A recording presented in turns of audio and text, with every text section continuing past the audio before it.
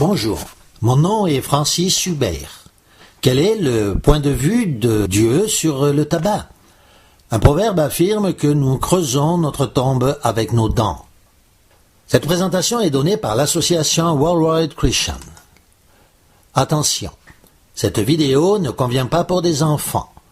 Nous espérons seulement que vous verrez les réalités qui se cachent derrière le plaisir de fumer, que vous comprendrez la nécessité de cesser de fumer et de devenir pur dans votre vie devant les yeux de notre Dieu merveilleux et saint. Nous espérons aussi que vous verrez à travers cette vidéo comment Dieu lui-même considère le désir de fumer. Pour certains, fumer est un plaisir et un droit. Mais pour d'autres, c'est un tourment quotidien. Même les ordinateurs souffrent beaucoup du tabac. Mais qu'en est-il de vous-même? Une cigarette, c'est comme un bel homme ou une belle femme, mais qui serait infecté par le sida. Cela est tellement doux, tellement chic, tellement nostalgique. Mais derrière se cachent les réalités du tabac, le danger et la mort. Si de nombreux produits sont dangereux, nombre d'entre eux sont aussi mortels pris individuellement, comme le chlorure de vinyle, cadmium, le benzopyrène, ou encore le pyrène, le polonium, le goudron. Tous ces produits utilisés tout seuls sont absolument mortels. Que dire de ces produits s'ils sont mixés entre eux? Bien sûr, vous n'imaginez certainement pas que votre corps puisse ressembler à ceci. Je vous entends me dire « ma bouche ne ressemble pas à celle-ci ». Mais soyez patient, cela pourrait bien arriver bientôt. Et peut-être même, cela pourrait-il être pire si vous continuez de fumer. Sur cette diapositive, vous pouvez voir un état précancéreux, et sur celle-ci, un cancer déjà déclaré. Pour cet homme, c'est déjà trop tard. Il ne pensait jamais que cela aurait pu lui arriver. Qu'en est-il de vos poumons? Pouvez-vous choisir entre l'emphysème ou la bronchite asthmatiforme? Cette pauvre femme croyait que fumer quelques cigarettes par jour seulement n'était pas aussi dangereux qu'on le disait. Voici, après sa mort, le poumon d'un fumeur. Vous pouvez constater toutes les parties noires. Il s'agit de goudron qui s'est infiltré dans le poumon. Pour ce fumeur, c'est déjà trop tard. Mais pour vous, cela peut ne pas l'être. Vous pouvez vous arrêter dès maintenant.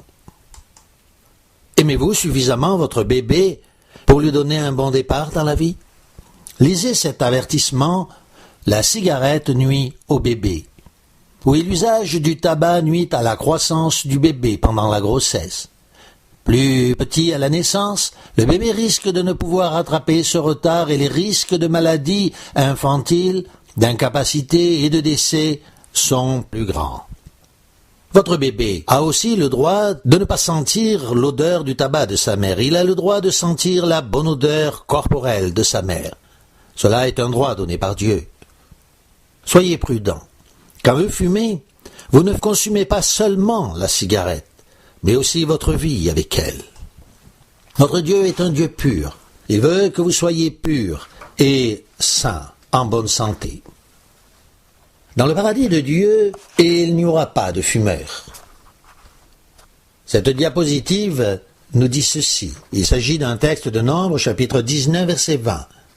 Tout homme qui sera impur, qui ne se purifiera pas, sera retranché du milieu de l'assemblée, car il a souillé le sanctuaire de Yahweh.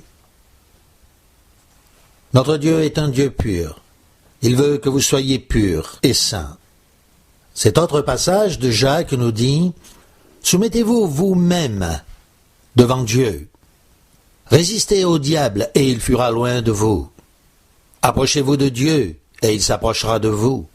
Nettoyez vos mains, vous pécheurs, et purifiez vos cœurs. » Nous pourrions ajouter « et vos corps. » Vous, gens irrésolus. Jacques chapitre 4 versets 7 à 8. Nous pourrions aussi paraphraser le livre des Proverbes, au chapitre 5, versets 8 à 14, en disant « Car la cigarette, comme une étrangère, distille le miel, et son nectar est plus doux que l'huile. Mais à la fin elle est amère comme l'absinthe, aiguë comme un glaive à deux tranchants. Ses pieds descendent vers la mort et ses pas atteignent le séjour des morts. Elle n'est pas le chemin de la vie. Et maintenant, mes fils, écoutez-moi, et ne vous écartez pas des paroles de ma bouche. Éloigne-toi du chemin qui conduit chez elle, et ne t'approche pas d'elle, de peur que tu ne livres ta vigueur à d'autres, et tes années à un sort cruel. De peur que des étrangers ne se rassasient de tes biens, et du produit de ton travail dans la maison d'autrui. De peur que tu ne gémisses près de ta faim, quand ta chair et ton corps se consumeront, et que tu ne dises « Comment donc ai-je pu haïr la correction, et comment mon cœur a-t-il dédaigné la réprimande ?» Comment ai-je pu ne pas écouter la voix de mes maîtres et ne pas prêter l'oreille à ceux qui m'instruisaient? Oui, nous prions pour que le Seigneur vous montre les voies de la pureté et de la sanctification. Car le livre des Hébreux nous dit que sans la sanctification, nul d'entre nous ne pourra voir la face de Dieu.